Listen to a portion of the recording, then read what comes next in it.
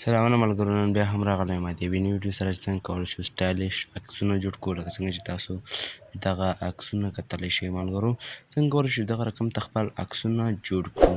په دغه ویډیو کې درته ټول درته ښایم د ویډیو شریکول نه مخکې وکړو. غوندې یو تمه درله کوم که چېرته زموږ چینل کې نوي یاست نو زموږ چینل د سره سبسکرایب کړئ او ویډیو لایک کړئ او د بیل ایکن تڼۍ درسره کېکاږئ تر څو هره نوې ویډیو تاسو پورې در ورسېږي. ما به تاسو ته د 2 سیټونو لینک درکړی وي چې د هغې لینکونه تاسو په ډسکرپشن کې ترلاسه کولی شئ. د دې ویډیو راپشي اول به د پینټرسټ په نوم یو سیټ لینک ما درکړی وي، هغه به راخلاص کړئ.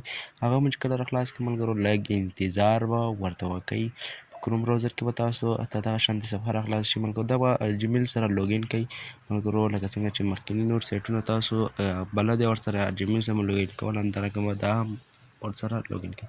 بیا به راشئ د سرچ برخې ته، چې کله سرچ برخې ته راغلی په دغه برخه کې په سرچ کې راشئ، ورته وبه لیکئ چې سټایلش به ورته ولیکئ ملګرو. دلته به راشئ انګلیسي ته به یې واړوئ، سټایلش مینوفیکچر به ورته ولیکئ ملګرو، یعنې د سټایلي خلکو زړیو عکسونه. نو دا هم چې کله ورته ولیکم ملګرو، تاسو ته به دغه شانتې یوه صفحه راشي. دلته تاسو ته زیات عکسونه راځي ملګرو، چې کوم یو تاسو خوښ یې هغه به تاسو ډاونلوډ کړئ. څرنګه به یې ډاونلوډوو، مثلا زه دغه عکس ډاونلوډوم، په دغه باندې به کلیک کړئ. چې کله مو کلیک کړئ داسې یو 2 ثانیې به ګوته پرې ټینګه کړئ، بیا به راشئ تاسو دغه رقم ته صفحه او دلته به ډاونلوډ ایمیج باندې به کلیک کړئ. دلته پاس ګورئ چې تاسو عکس چې دی ډاونلوډ شو. همدارنګه ملګرو تاسو دلته نور زیات عکسونه هم ډاونلوډ کولی شئ. مثلا زه راځم دغه عکس ډاونلوډ کوم، په دې بیا داسې 2 ثانیې 3 ثانیې ګوته ټینګه کړئ او دا ډاونلوډ ایمیج به ووهئ. چې کله مو ووهئ دا به ډاونلوډ شي. بیا به راشئ ملګرو دوهم نمبر یو اپلیکیشن چې کوم یو دی، فیس سواپ په نوم دی ملګرو. دغه سیټ لینک به هم ما په دغه ویډیو په ډسکرپشن کې درته اچولی. نو دلته به لږ انتظار ورته وکئ، دا ستا دغه شانتې یوه صفحه راځي.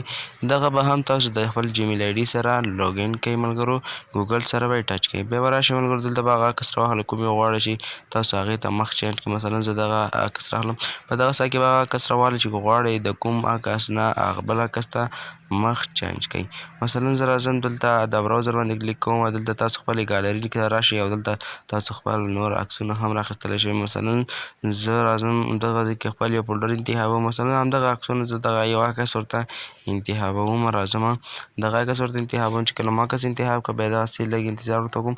دلته به راشئ په دغه سواپ باندې به کلیک کړئ. چې کله په سواپ باندې کلیک کړئ دلته به لږ انتظار ورته وکړئ. چې کله مو انتظار ورته وکړو ملګرو، لږ انتظار ورته وکړئ، بیا تاسو ته دغه شان صفحه راځي. دا ګورئ دا سواپ شو ملګرو. د دغه عکس اولني عکس نه د دویم عکس نه اولني عکس ته دغه عکس چینج شو ملګرو. دا ګورئ په ډاونلوډ باندې کلیک کړئ، دغه عکس به ستاسو سره ډاونلوډ شي پوره په ایچ ډي کوالټي کې. نو ملګرو تاسو وکولی شئ په دغه کوم عکس نه چې یا بل عکس ته هغه غواړئ تصویر بدلول غواړئ، دویم مخانه کې چې کوم عکس ورکول کېږي دغه دلته تاسو که بغیر د بیکګراونډ نه عکس ورکړئ نو دا به ډېر ښه وي. نو دغه زموږ د نن ورځې ویډیو که چېرته ویډیو خوښ شوي ویډیو د سره لایک کړئ او زموږ چینل در سره سبسکرایب کړئ تر څو هره نوې ویډیو تاسو پورې در ورسېږي. نور پر لاس سپارم، د خدای په امان.